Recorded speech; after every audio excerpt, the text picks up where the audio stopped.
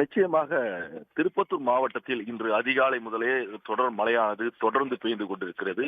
திருப்பத்தூர் மாவட்டத்தை சுற்றியுள்ள வாணியம்பாடி, ஆம்பூர் மற்றும் நாட்றம்பள்ளி உள்ளிட்ட பல்வேறு பகுதிகளில் இந்த மழையானது பெய்து கொண்டிருக்கிறது. ஏலகிரி மலையில் பெய்த கனமழையின் காரணமாக அங்குள்ள ஏலகிரி மலை ஏரி நிரம்பி தற்போது காட்டாற்று வெள்ளமானது ஜலகாம்பாறை நீர்வீழ்ச்சிக்கு வந்துள்ளது. இந்த ஜலகாம்பாறை நீர்வீழ்ச்சியில் நாம் திரையில் பார்த்துக் கொண்டிருப்போம். ஆர்ப்பரித்து கொட்டும் அந்த தண்ணீரானது கலங்கலான முறையில் ஆர்ப்பரித்து தண்ணீர் கொட்டு வருகிறது.